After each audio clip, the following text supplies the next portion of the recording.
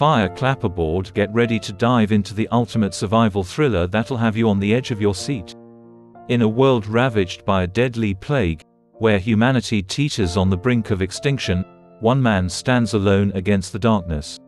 City at Dusk Collision. Glowing Star Don't Miss, I Am Legend, brought to you by Sticky Visuals.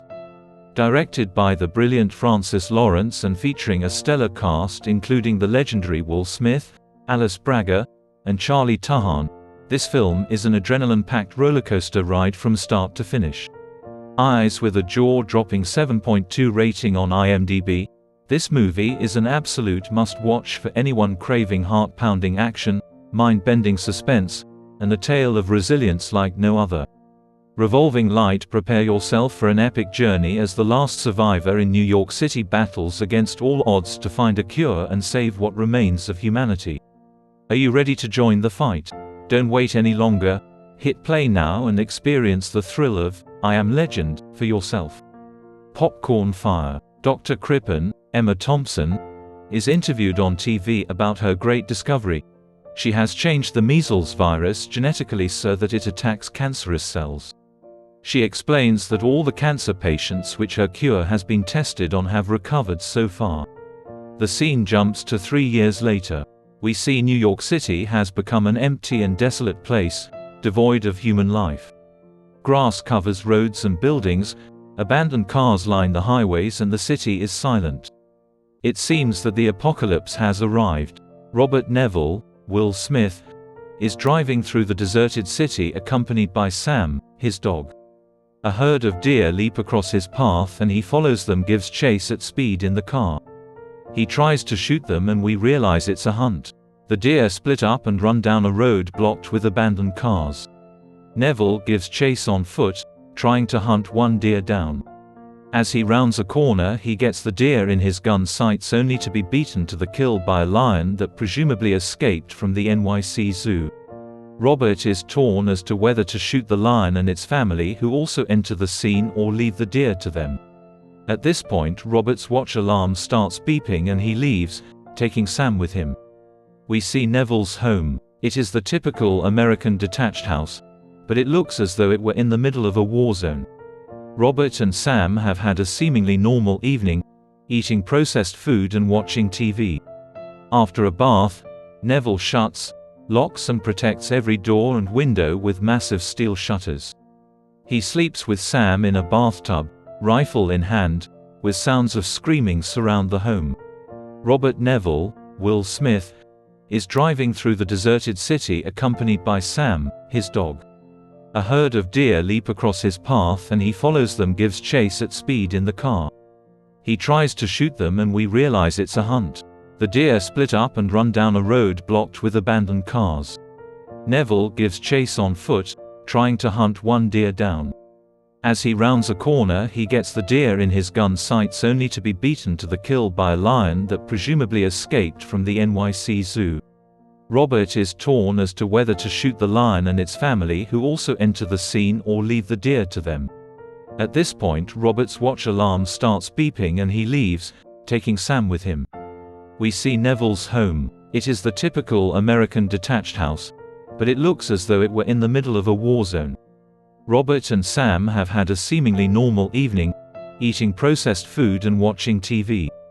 After a bath, Neville shuts, locks and protects every door and window with massive steel shutters. He sleeps with Sam in a bathtub, rifle in hand, with sounds of screaming surround the home. He dreams of how Zoe, Sally Richardson Whitfield, his wife, their child, Marley, Willow Smith, and Sam, as a puppy, try to leave New York. We see Robert dressed in a military uniform. He decides to stay in New York on his own in order to try to stop the virus as he is a military doctor. They tell Marley they are going on holiday. The dream scene is interrupted by Neville waking to once again face his lonely reality. At his fortress-like home, Robert exercises and goes down to the basement, where he keeps a small but high-tech laboratory. We see that he has been experimenting with a vaccine for the virus that has wiped out most of the human race. He's tried the vaccine, evidently only one of hundreds, on some mice in order to find a viable cure. All the mice act incredibly aggressive, except for one. Robert makes note of this mouse and deems that specific compound ready for human trials. Later, Robert goes to a video rental store where he talks to some mannequins he has set up, his only form of contact with the human form. It seems he has created a game for himself to prevent madness from taking him. He later visits some condo flats nearby, searching for supplies and coming upon a room with a bed surrounded by plastic wrap and another room with 2 cribs. We see the pain in his eyes as he empathizes with the loss of loved ones.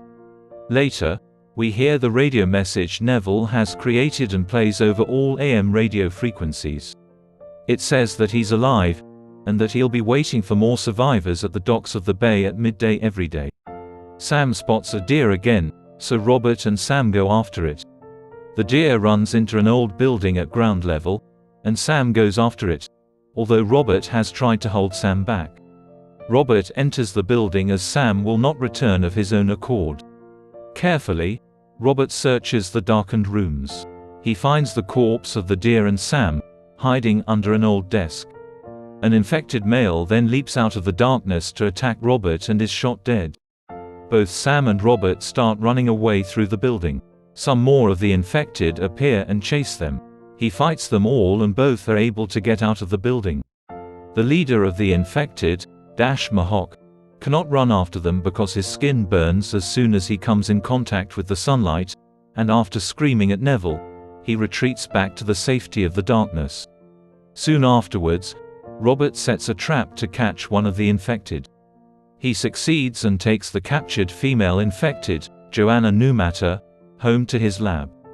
He tries the vaccine that made the mouse less aggressive, but it fails and the woman flatlines. He revives her with an adrenaline shot and continues to adapt his serums in the hope of finding a cure. That night, he again dreams of the past, when his wife and child tried to leave New York in the chaos of its evacuation. He relives the panic and terror on the streets as the citizens of the city try to escape before the infected take control. Neville wakes again, with a deeply sad face. The next morning, he remembers it's his birthday. When he goes to the video store, he finds his mannequins have been moved. During the night, the infected have set the same trap he organized for them the previous day. Neville is caught by the trap and passes out. When he wakes up, he is badly hurt, hanging upside down and bleeding. Sam is faithfully waiting for him. He cuts himself free finally just as dusk falls, but he falls on his knife and impales his leg.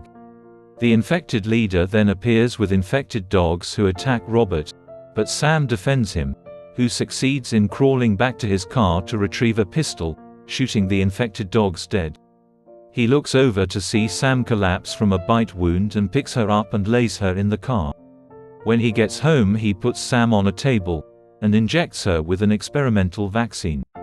The vaccine fails in helping Sam as Neville realizes her hair begins to fall out and she attempts to bite him, so he is forced to kill her by strangling her as she struggles in his arms.